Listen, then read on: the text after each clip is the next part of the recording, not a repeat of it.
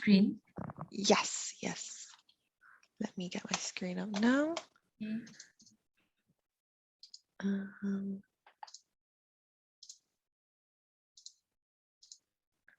Okay. Can you see that all okay? Okay, can great. Do you want me to leave that up for now? Yeah, you can just leave it as it is. Yeah, great. I can leave it up.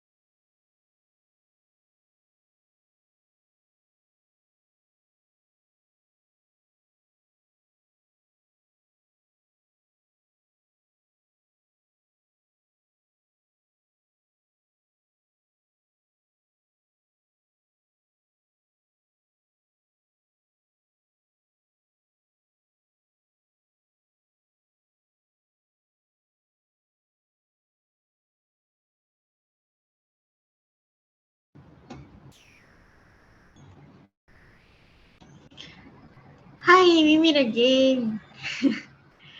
All right. Hello. Today we have Miss Shoban Ralph, an undergraduate student recruitment officer. She'll be sharing with us on post-study work visa in the UK. All right, you may take it away. Lovely. Thank you so much. So hi, everyone. Thanks so much for joining me today. I hope you're having a really good fair so far.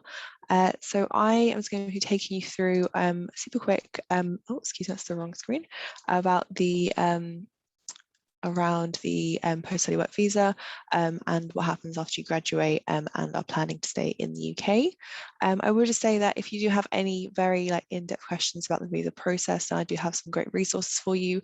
I currently sort of provide one-on-one advice, but I can point you in the right direction if you have any very specific questions that I can't answer, and I do have some resources at the end which I can provide for you as well. So today, like I said, I'll just be taking you through the basics of the graduate visa or the post-study work visa, as you may have heard it be called. I'll be going through the sort of the basics, what you can and can't do with the visa and how it works. I'll then take you through the application process and how that looks as well, and what you need to do and how long the process will take. And then I'll just finish up slightly with just what you can be doing once you finish up your degree and what you're planning to do, and how you can prepare for once you want to start working after you receive your visa as well. If you have any questions, then please do let me know. Like I said, if there's anything too very specific or on a case-by-case basis, and I will point you in the direction of some great resources, and I'm more than happy to answer any questions in general about staying in the UK and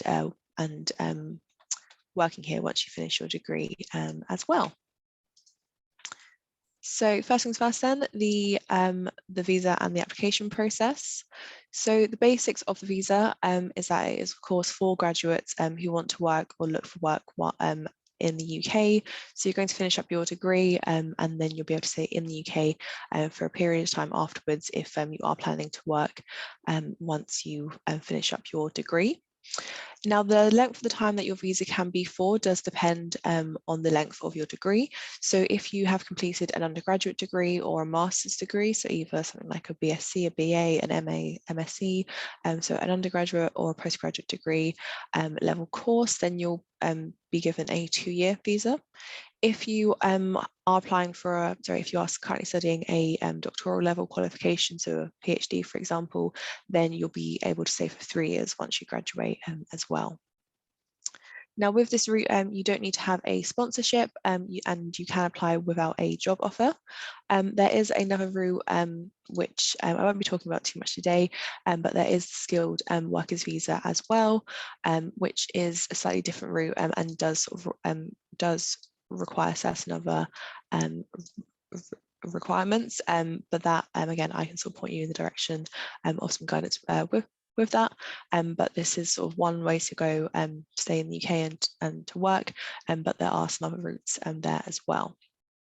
It's quite important to note as well that the graduate visa is not a route to settlement, so like I said, this will be for a 2 or 3 year length once you finish your degree. Now, in terms of who can apply and how you can apply for the visa itself, now the basics of it is that you do have to be in the UK, so you cannot apply from overseas. So once you finish up your degree, your final exams, and you're waiting for your results, you do need to be in the UK once you make your application. Of course, you do need to hold a valid student or a Tier 4 visa. You cannot switch to the graduate visa from any other route. You do need to move from a student visa to a graduate visa. So you do need to sort of meet that requirement.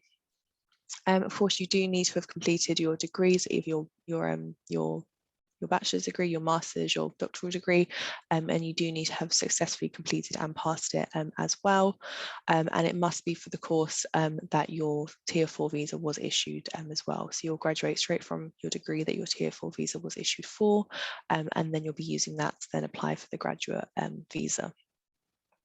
In terms of where you must have been studying, so you do need to be with a UK university or higher education provider that does have a track record of compliance, and you'll be able to check this with the specific university, and you cannot have previously applied for a graduate visa or apply to extend your visa with the doctorate extension scheme visa either. So this does need to be sort of your first time applying, and you do need to move, like I said, straight on from your student visa straight onto the graduate visa with the course that you have been issued the visa for.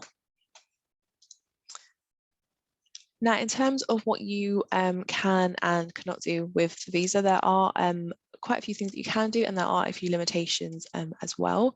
So the first thing to ask, of course, is that most people will be looking to work once they graduate their degree, and that is a big reason why they want to stay in the UK to work whilst they're here.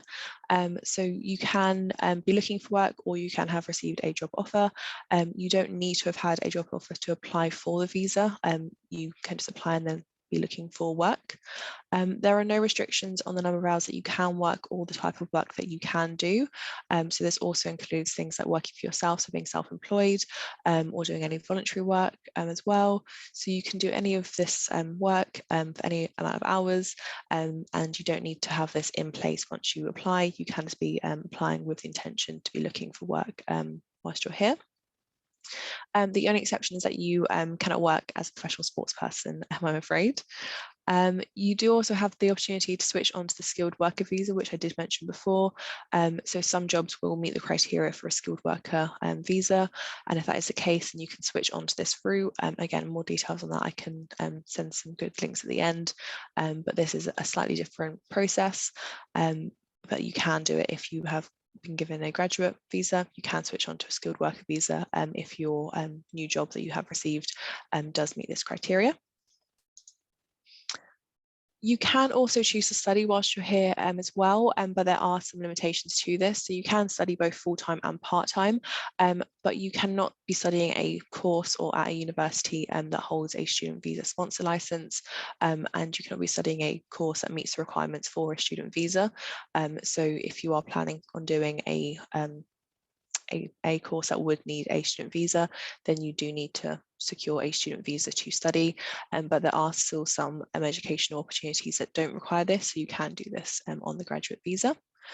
And if you have any dependents, so if you're, say, for example, here with a master's or a doctorate degree, or even your first degree, but you do have dependents who are here with you in the UK, and they have a Tier 4/student dependent visa, then you can apply for a graduate dependent visa for them.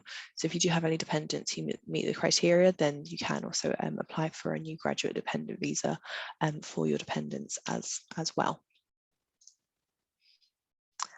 Like I said, there are a few limits to this too. So whilst you're here on a graduate visa, you cannot claim public funds or the state pension.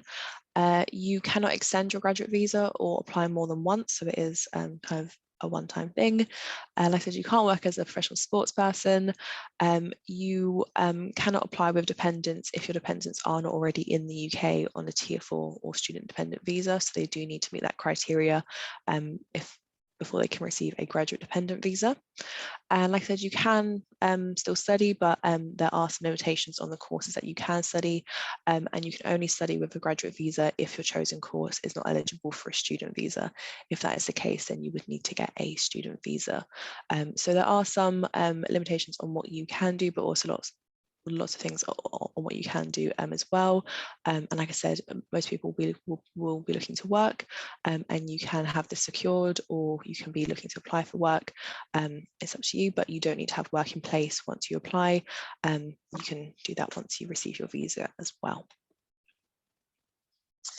Now, in terms of the application process, so you can't apply until you have successfully completed your degree. So you can't apply sort of in advance. You do need to have successfully completed your course, and your university does need to have reported this to the Home Office. So typically what will happen is once you finish your course and we have all of your results in, then we will report that you have completed your course to the Home Office, and then we'll make you aware that we have reported this. Now it does depend on the university and their processes, but this will typically happen about a week after you receive your results, that we will inform you that we have reported your completion to the Home Office. So it will be quite soon after you finish your final, sort of once you receive your final results. You don't need to wait for graduation or wait to receive sort of your formal certificate. You just need to be told by your university that the Home Office is aware that you have successfully completed your degree. You do still need to have your valid Tier 4 visa at this point, so your visa can't have expired. And like I said, you do still need to be in the UK when you submit your application as well. Now, in terms of how you get your decision, now you must apply online for the visa through the Gov website, and you can only do this once your university has told you that they that you've successfully completed your course and that the Home Office is aware of this as well. Like I said, you don't need to wait for graduation or wait for your certificate to come through. You just need to be told that that you have completed your course and that if you want to apply, then you can. You'll need to prove your identity and also provide certain documents when you apply as well. Some people you can do this completely online. For others, you may need to book an appointment to prove your identity and to provide your documents. If that will be the case for you, then you'll find that out when you start your application. So you'll be aware if you do need to make an appointment to do any of your process once you start your application. In terms of the turnaround time, decisions are usually made within 8 weeks. So that is sort of the average turnaround time. Of course, things can change, and if there are any issues or if you do need to book an appointment, then again, this may change as well. But then the average time and the aim time is to have a decision to you within 8 weeks. And you can stay in the UK during this time as well. And if your application is successful, you'll get a full list of what you can and can't do without a graduate visa. So the things that I sort of mentioned are the main things, but of course there may be some smaller limitations in there too. So do be aware that you'll get sort of a full sort of guidance support once you receive your visa as well. Oh, sorry, I seem to have lost a slide here. There are also some fees attached to the visa as well. Sorry, 1 second. Let me just find the right slide.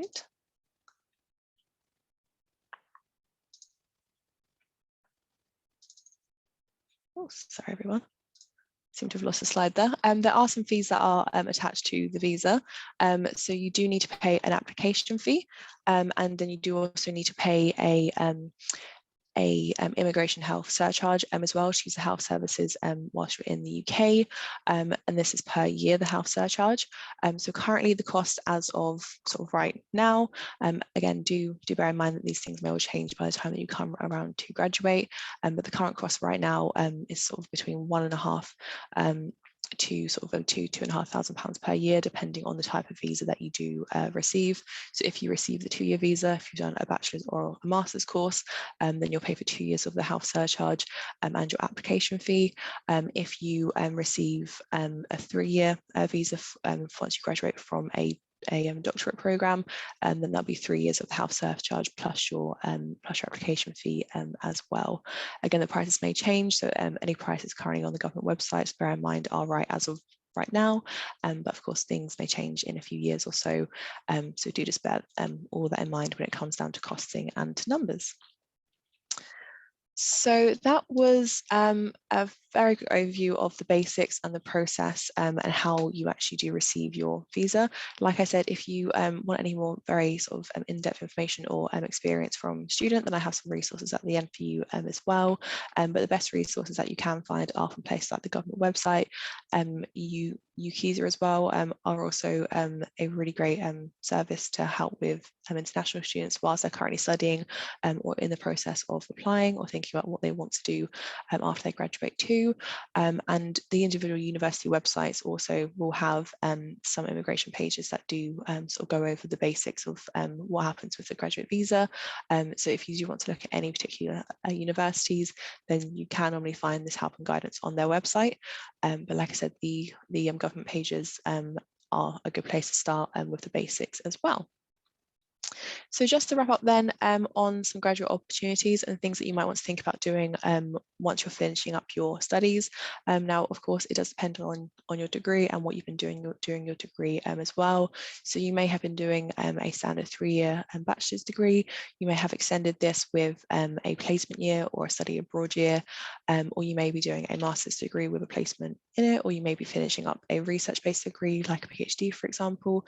So your different routes do depend on the degree and what you have been doing, but just some things to bear in mind for you there. Oh, 1 second, I seem to have lost my slides again. There we go.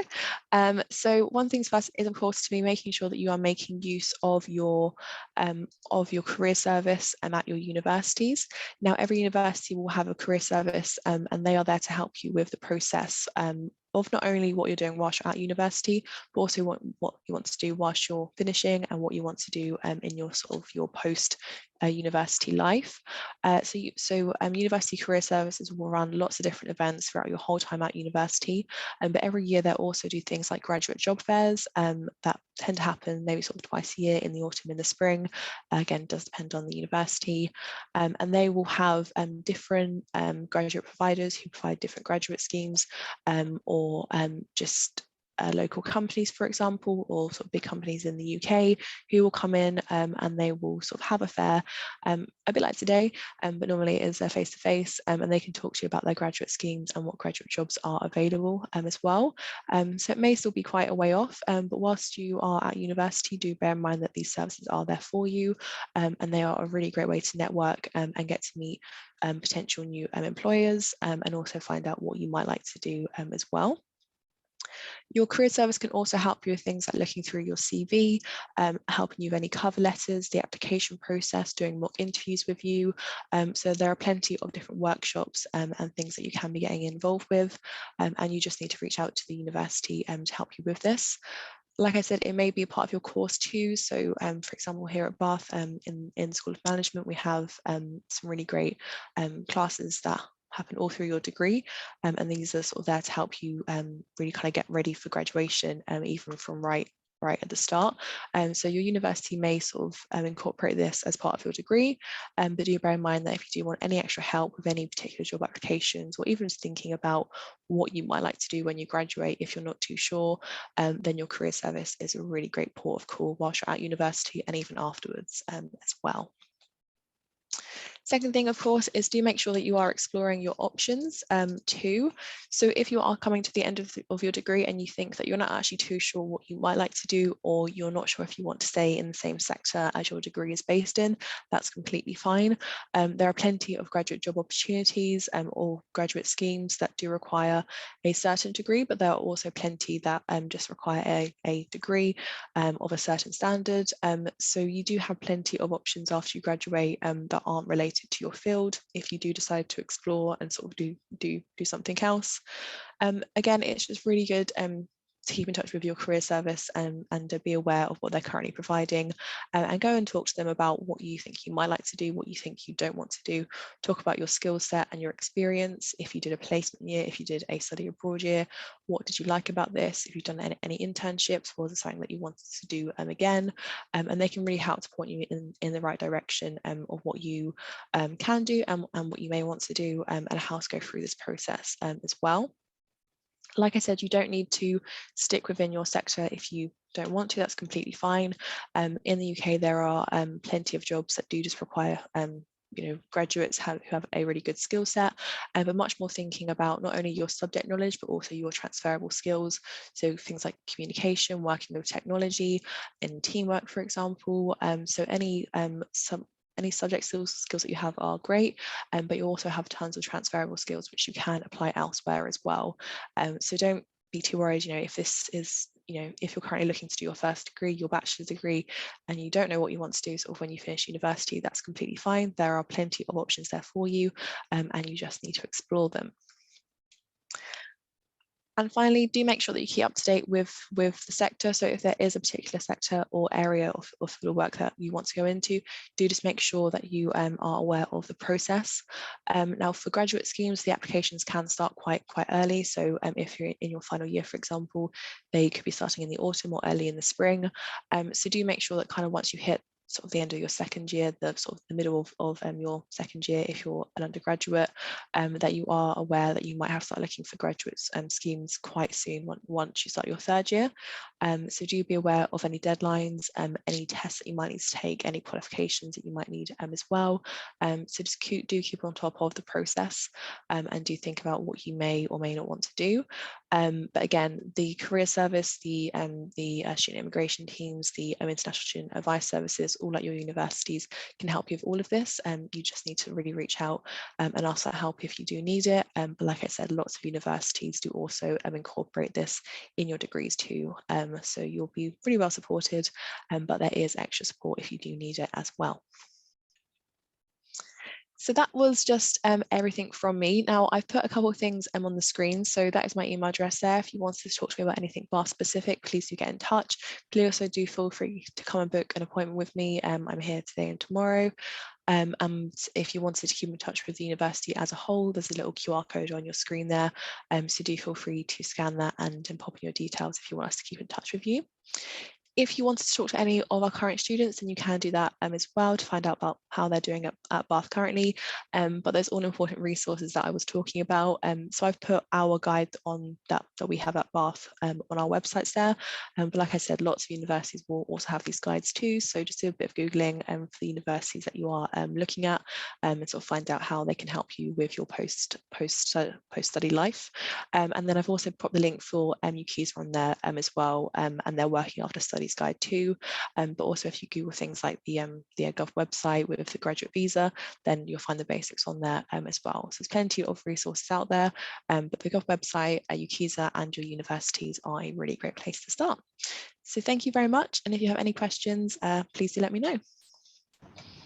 Thank you, Ms. Ralph. All right, I think we have one question. A student actually asked, does your student visa apply for the whole period of study? For example, 5 years for a medical student. Yeah, so typically when you apply to study in the UK, sort of we'll confirm your course, and then sort of your visa will be provided to you for the course that you have chosen to study. So when you do make that application and when you receive your offer back, and once you start doing the visa process, then you'll also be told what course you're doing and for the number of years that your course is for. All right, thank you. I think that's all for now. Okay, no problem. Yeah. Great. Thank you so much. No worries, not at all. Any other questions, feel free to come and talk to me. And yeah, do make sure that you do your research and have a think about what you might like to do. It is a bit of a way off yet, but there are plenty of resources to get started on thinking about as well. All right, I think there's another question. Great. If I'm able to get a full-time job offer beyond 2 years, would I need to apply for a work visa? I believe that may be the case. If you like I said, it's not particularly my area and I can't really advise on specific cases. But yeah, if you are planning to stay in the UK after that as well, then you would need to meet certain criteria, I believe, and start looking into the possibilities of that as well. So like I said, it isn't a route to settlement. So you wouldn't be able to stay in the UK after your visa. So you do need to just look into that and the routes that you might need to take if you wanted to stay for longer as well. All right, I think that would be all for today. If you guys have any more questions for Miss Ralph, you guys can always head on to the lounge and then look for University of Bath. She would be there. Yeah.